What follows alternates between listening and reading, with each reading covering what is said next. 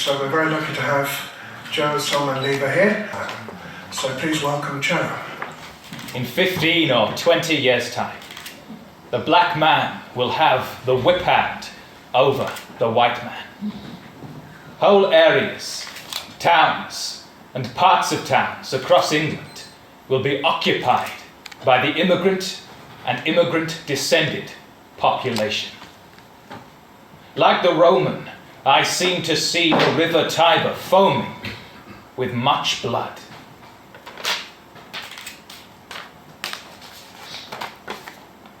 The indigenous British, skin colour is irrelevant. No one here wouldn't dare go to New Zealand and say to a Maori, what do you mean indigenous? They wouldn't go to North America and say to an American Red Indian, what do you mean indigenous? We're all the same. Skin colour is irrelevant. The indigenous people of this island are the English, the Scots, and the Irish, and the Welsh. It's the people who have been here for overwhelmingly for 17,000 years. We're the Aborigines here. I'm sorry if you laugh. Under the doctrine state of multiculturalism, we have encouraged different cultures to remain within those cultures and live separate lives, apart from each other and the mainstream. We have failed to provide a vision of society to which they feel they want to belong.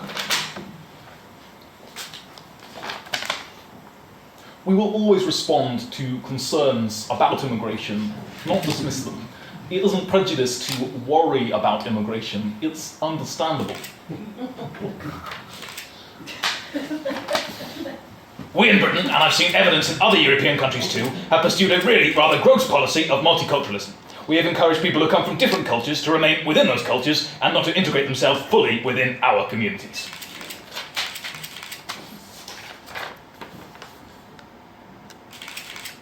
If you want a nigger for a neighbour, vote Labour.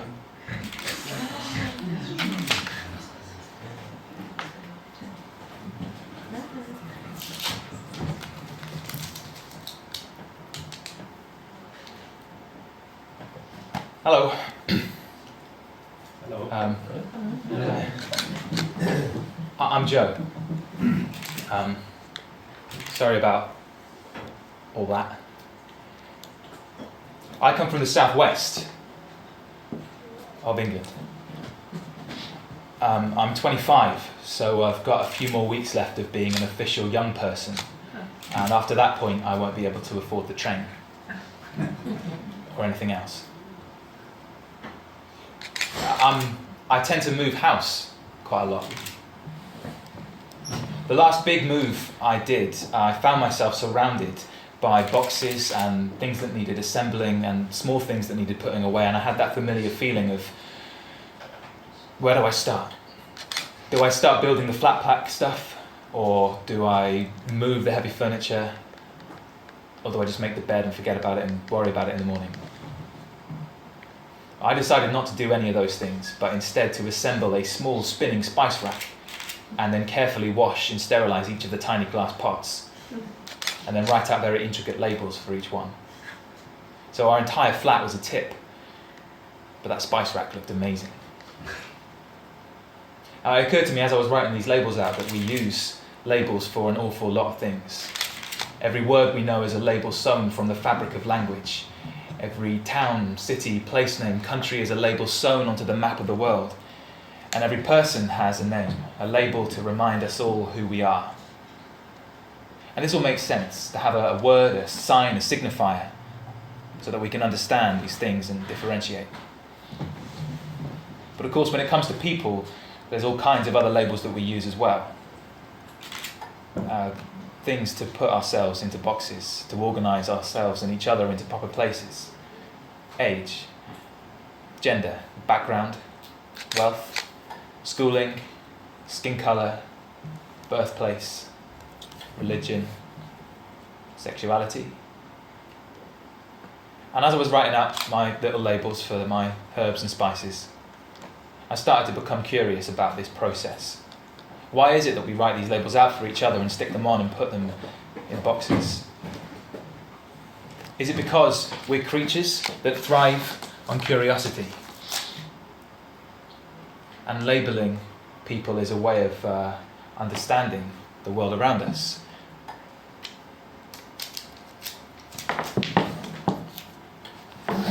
and the differences between one another.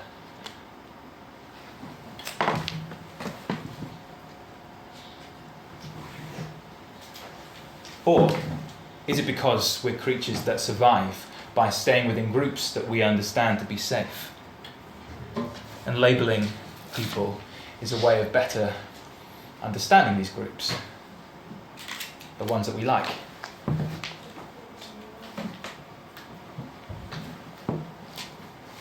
And the ones that we don't like.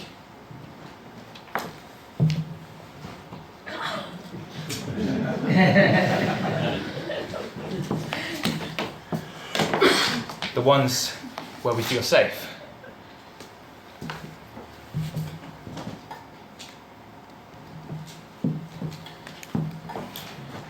And the ones where we don't.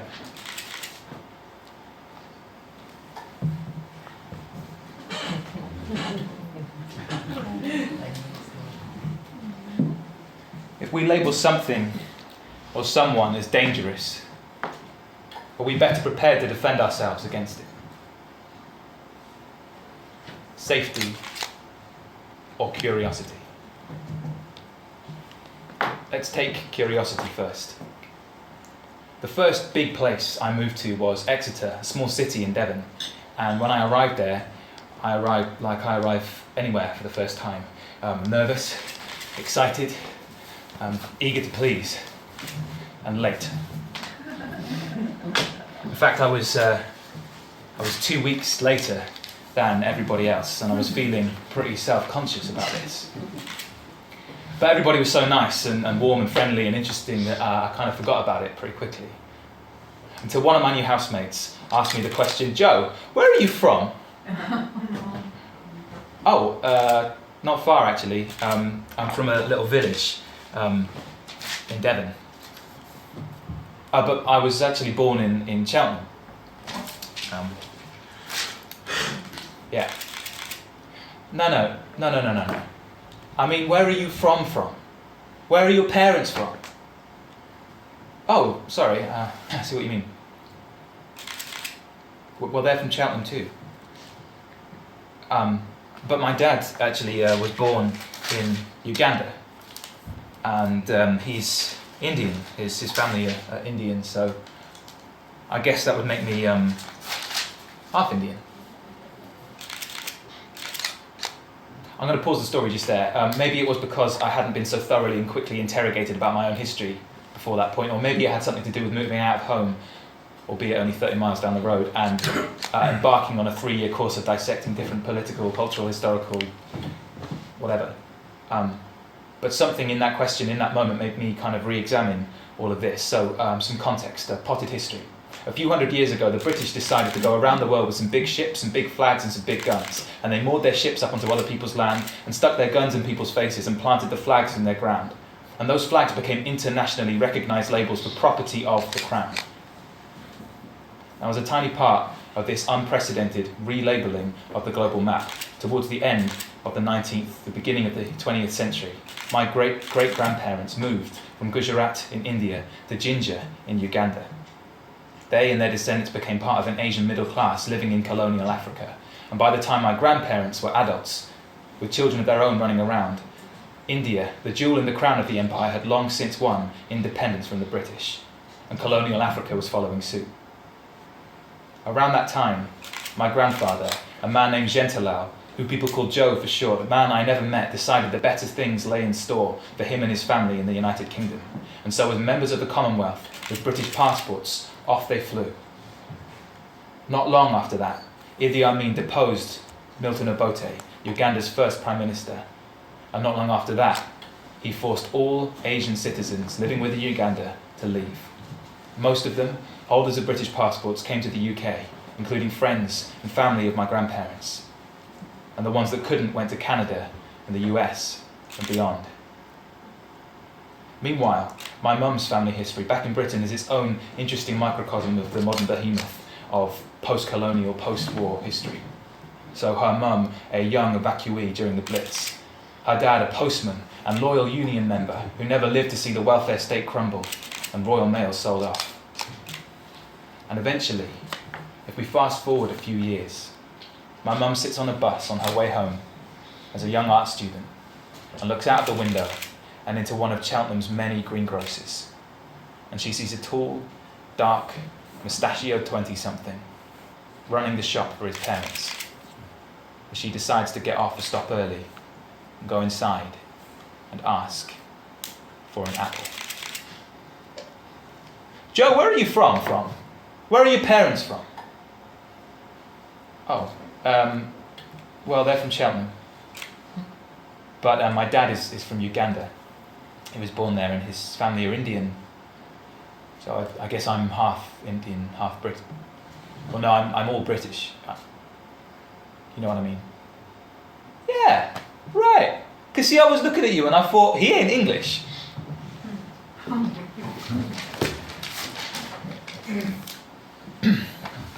This person became a good friend, believe it or not.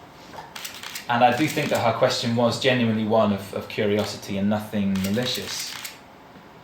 But it was the very first thing she asked me, and within minutes of meeting most of the people I was going to live with for 3 years, I started to feel covered in labels. All these places remind me of how little I've travelled. The furthest I've been really is rural Spain, where I spent a couple of summers when I was 17 and 18 as an au pair for some family friends, looking after their 2 small children. I was reading to them one day and their attention wandered off and they asked me, Joe, why is your skin darker than mine? And I thought about it and tried to answer in the best way I could to a child. And so I said, well, you've met my mum, haven't you, who has quite pale skin, and you've met my dad, who has much darker skin. Well, mine's kind of a mixture, it's in between. You know, like if you're painting and you mix red and yellow and you get orange. And they said, oh, carry on with the story. Well, they'd known me for a whole year before feeling the need to ask that question. Like, if you know the sky is blue or the grass is green, it might take you years to get curious enough to ask why. And yet my housemate asked me where I was from within 5 minutes of meeting me. That's fine. They're both rooted in the same curiosity, but it makes me think that something happens along the way as we grow up. At some point, a child's curiosity about other people turns into an adult's pen for writing labels for those people. But at what point does that happen, and why does it happen? I hadn't been living in Exeter very long when I was walking down my street one day and I heard this shout from behind me. Arabian! Hey! Arabian! Arabian! And I realised this shout was aimed at me. And as it hit me, I turned to see where it had come from. And it had come from a 10-year-old boy. I think he was 10, I didn't ask. But I was kind of so taken aback at the youth of this child and the shout he'd given that I just didn't know what to do, and I walked on. And when I was not much younger than that boy would have been, back in a small playground in a small village near Cheltenham, a friend of mine started saying some stuff about my dad. This and this. Now this isn't really the right colour to describe my dad, and this I'm not really sure what he meant. I think he was talking about the fact that my dad's quite a tall, broad man and kind of sways his shoulders as he walks with a bit of confidence. I don't know. But I don't think this stuff was said out of curiosity. I'm pretty sure it was said because it made him and his friends laugh and made me feel.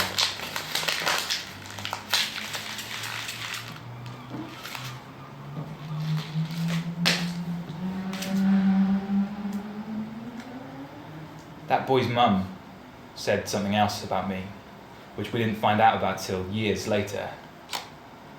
And when I heard it, it gave me a little jolt. Because I hate hearing it.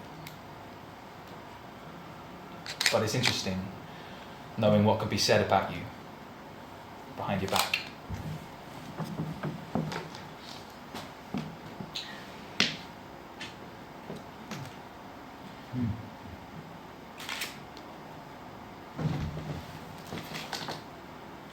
Kids will be kids though, right?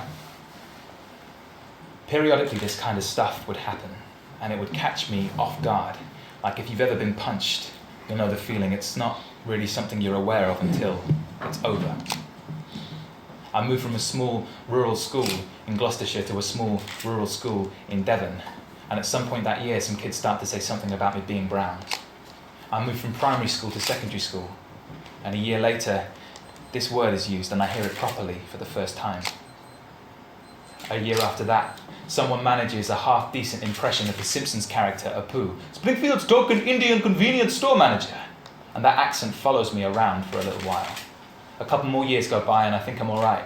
And then this word resurfaces again like a sucker punch, and this time real punches follow it too.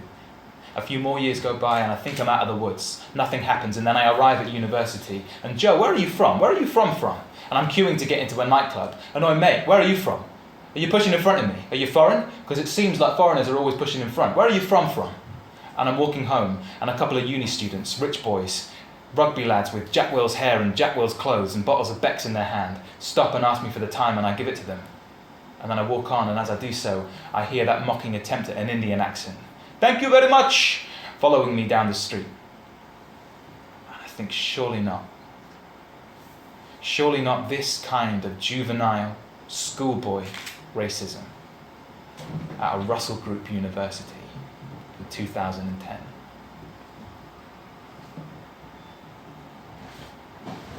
Maybe this stuff isn't said out of safety at all, but to make people feel superior in some way. Then of course, that would make you feel safe. Big label we use all the time, I said at the start, is our names. And the name that I have now isn't the one I was born with. I had this surname. And I can remember labelling my school sheets with this and watching my handwriting get steadily neater. And as that was happening, my dad was labelling application form after application forms, trying to find a job. And they were coming back labelled "thank you, but no thank you," or they weren't coming back at all. And he couldn't figure out why this was until he went to an interview, handed over his form, sat down and waited for his prospective employers to invite him over. And as he was waiting, he heard them say some stuff in that mocking attempt at an Indian accent to make him realise that no matter what he did, to some people this name would always mean this. And so my parents thought perhaps it was time they had a new label. So they put their heads together and they thought about it.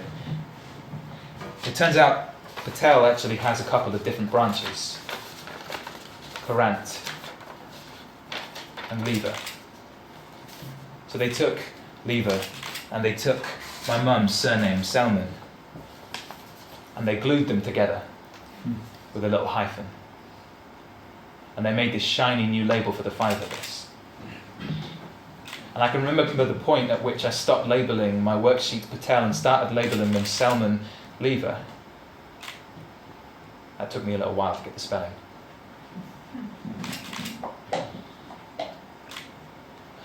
I asked the question, do we label people out of safety or curiosity? For me, in this, I see both things. It's a source of curiosity to other people and to myself. It wasn't something I was aware of at the time, or wasn't aware of why it had happened. I became curious about my own history, my own heritage, and my own name. And yeah, it's clumsy and people misspell it and mispronounce it, but it fits, and I like the way it fits. And that makes me feel very safe.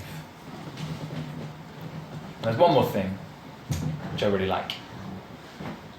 And that is, out of over 7 billion people, and all the different labels they have, there's only 5 with this one. Thank you.